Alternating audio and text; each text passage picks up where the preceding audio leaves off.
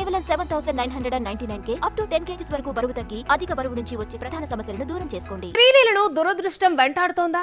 ఏ language లో ఏ cinema చేసినా ఫ్లాపే. Success చూసి చాలా కాలమైందే.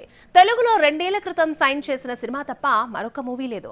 మరి శ్రీలీలను ఆదుకునే ఆ డైరెక్టర్ ఎవరు? శ్రీలీల అంటే డాన్సులకే పరిమితమైపోతుంది. ఏ రోల్ చేసినా పర్ఫార్మెన్స్ కు స్కోప్ ఉండదు. కెరీర్ కు ఉపయోగపడే మూవీ ఒక్కటి చేయడం లేదు. ఫ్లాపుల మీద ఫ్లాపులు. ఇలాంటి విమర్శలు ఎన్నొచ్చినా సైలెంట్ గా ఆఫర్స్ అందుకుంటున్నా ఐరన్ లెగ్ ముద్ర మాత్రం పోవడం లేదు. శ్రీలీల పరాశక్తి మూవీతో తమిళంలోకి అడుగుపెట్టి శివకార్తికేయన్తో జతకట్టింది. తమిళనాడులో నడిచిన హిందీ ఉద్యమం బ్యాక్డ్రాప్ తో కథ నచ్చినా తంబీలకు నచ్చలేదు. గురు, ఆకాశమే నీ హద్దురాతో పేరు తెచ్చుకున్న సుధా కొంగర దర్శకత్వంలో రూపొందిన పరాశక్తి 10న రిలీజ్ కాగా రివ్యూ రైటర్స్ పూర్ రేటింగ్స్ ఇచ్చారు. తెలుగులో ట్రైలర్, సాంగ్స్ రిలీజ్ చేసినా ఇక్కడ థియేటర్స్ దొరక్కపోవడంతో తమిళంలో మాత్రమే రిలీజ్ చేశారు. శ్రీలీల కెరీర్లో పెళ్లి సందడి, ధమాకా వంటి 2 హిట్స్ తప్ప ముచ్చటగా చెప్పుకోవడానికి 3వ హిట్ లేదు.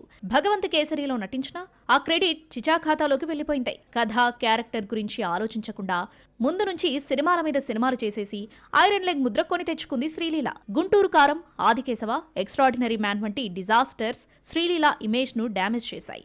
పుష్ప 2లో కిసిక్ పుణ్యమాని మళ్లీ గాడిలో పడింది అనుకుంటే రాబిన్ హుడ్ ఫ్లాప్ అయింది.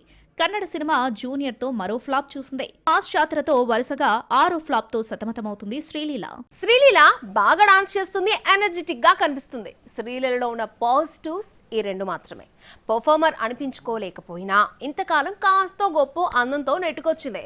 బాలీవుడ్ కి వెళ్ళిన తర్వాత 0 ప్యాక్ మోజులో పడి మరీ సన్నగా ఫేస్ లో కళాకాంతి లేకుండా తయారైంది. కిసిక్ తో ఐటమ్ గర్ల్ అనిపించుకున్న పాన్ ఇండియా ఇమేజ్ తో పాటు హిందీ ఆఫర్స్ దక్కాయి.